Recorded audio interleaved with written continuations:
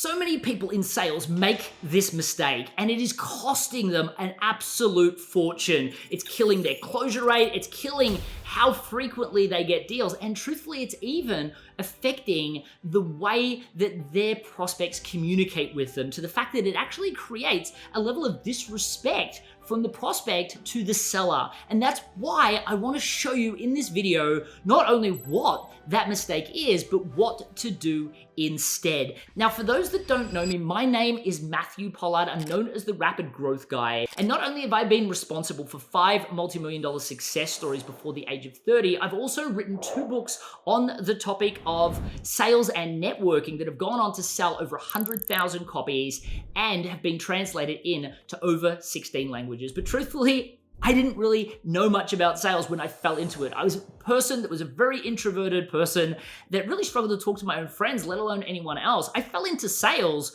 because I lost my data entry job just before Christmas, and door-to-door commission-only sales was the only job I could get. And it was literally 93 doors before my first sale. But instead of quitting after that, after all that rejection, I made the decision that sales was a learnable process. And I actually taught myself how to sell watching YouTube videos. And I went on to be the #1 salesperson in that company, which actually happened to be the largest sales and marketing company in the Southern Hemisphere. Now, here's the mistake that I see people make all the time. They get on a sales call and they say, "I'm so glad we get a chance to meet. Tell me a little bit about your business." And they think they're doing it in a way that shows interest. But my #1 response to that is, sure, I would love to tell you a little bit about my business. After checking out my website, what questions do you have? And you watch them fall apart because they haven't even checked out your website. And because of that, the relationship is tarnished. Now, of course, a lot of people aren't as direct as I am, so they will tell you about their business, but they're frustrated with you. They're annoyed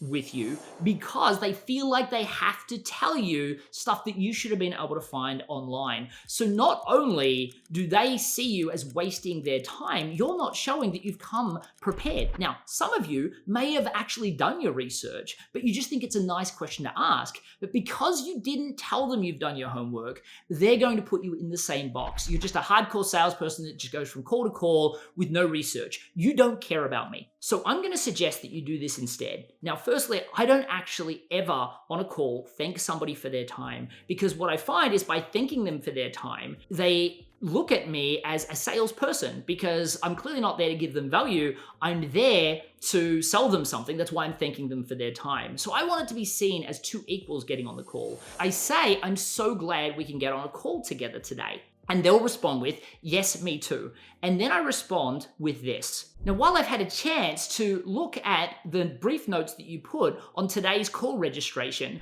I've also, of course, checked out our email exchange and your LinkedIn profile and your website. Because a lot of that is static, what I would like to do first is take a quick small step back so you can tell me a little bit about where you're at now, what you're struggling with, and how I can be the most help to you in the time we have together today. And then I would suggest you stop talking. Now, the reason I would suggest you stop talking is now they're going to tell you exactly what it is that you need to know in order to sell to them. Better part is, it might have only taken me about a minute or 2 to quickly go through all of that content prior, but now it's probably going to save me 5 to 10 minutes because they're not going to baby me through what their organization does. They're just going to tell me what I need to know. More importantly, it says, "I've come planned, I've come prepared, I've done my research," which pushes your rates up because they see you as professional. More importantly, I said, "Tell me what I don't know." So they just give you the crucial information that you need. And then I said, "And what is the most help to you in the time we have together today?" And I put special focus on the word "you," because what I'm trying to do is not get them to see me as a salesperson. So I take it from that confrontational sale to moving them around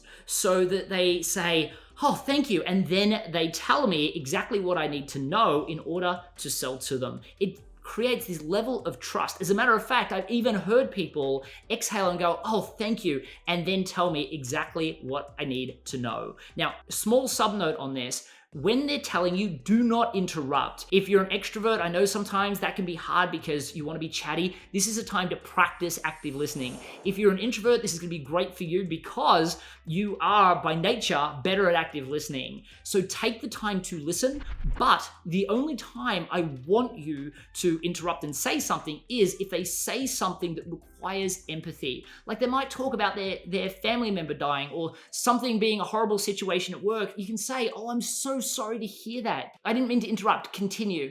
And just get them to continue talking. But if you don't interrupt with empathy, it feels to them like you're not listening. So that's the only subnote that I would have is actively listen and then empathize as required. But for today's video, that is all I wanted to cover, because if you handle a sale with this, everything will change. Your closure rate will go through the roof, and you'll close those deals much faster because it fosters so much trust. Now, the number one question I do get asked when I give this advice is, don't I have to introduce some small talk beforehand? And the answer is no. You want to go straight into this. If you introduce small talk beforehand, then what will actually happen is the person that you're speaking to will interrupt and say, now the reason I booked today's call was, and now they've got control of the sale. It throws everything out, so don't do that. You must be thinking, but hang on a second, aren't I supposed to create rapport? Well, yes, you actually are, but you want to leverage story to do that. And if you write a comment saying, teach me how to tell better stories so that I don't have to use small talk in the comments, I will create a video for that as well. And also, please make sure you like and subscribe to my channel if you're getting value out of this content, so I know